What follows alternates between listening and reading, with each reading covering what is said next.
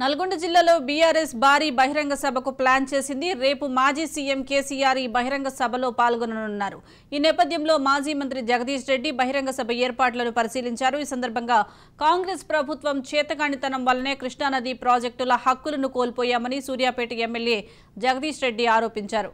కృష్ణానదిపై ఉన్న ప్రాజెక్టులను సాగునీటి హక్కులను కాపాడుకునేందుకు రేపు నల్గొండలో బహిరంగ సభ తలపెట్టినట్లు చెప్పారు. కేసీఆర్ సభ కోసం కృష్ణానది పరివాహక ప్రాంత రైతులు ప్రజలు ఆతృతగా ఎదురుచూస్తున్నారని ఎమ్మెల్యే జగదీష్ రెడ్డి అన్నారు. బీఆర్ఎస్ ప్రభుత్వం ఉన్నప్పుడు కృష్ణానది ప్రాజెక్టులు తమ కంట్రోల్లోనే ఉన్నాయని, కానీ ఇప్పుడు కాంగ్రెస్ నేతలు ఏపీ నేతలకు ఏజెంట్లుగా మారారని ఎమ్మెల్యే జగదీష్ రెడ్డి విమర్శించారు.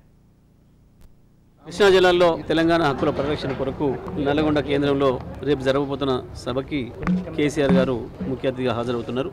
14 సంవత్సరాలు కేసీఆర్ నాయకత్వంలో నీళ్ళ కొరకు పోరాటం చేసి తెలంగాణ రాష్ట్రం వస్తే తప్ప మన సమస్యలకు పరిష్కారం కావు అని చెప్పి, నా స్వప్నం నా ధ్యేయం తెలంగాణ రాష్ట్రమే అని చెప్పి 2001లో ప్రకటించి ఉద్యమాన్ని నడిపి కేసీఆర్ చచ్చుడో తెలంగాణ వచ్చుడో అనే నినాదంతో ఆమరణ దీక్ష కూర్చొని తెలంగాణ రాష్ట్రాన్ని సాధించడమే కాకుండా కేంద్రము పక్క రాష్ట్రాల కుట్రలన్నిటి కూడా తట్టుకొని గత 10 సంవత్సరాలు యుద్ధం చేసి మరి కృష్ణా గోదావరి జలాల్లో మన హక్కుల్ని కాపాడే ప్రయత్నం కేసీఆర్ గారు చేసిండ్రు, నిలబెట్టిండ్రు.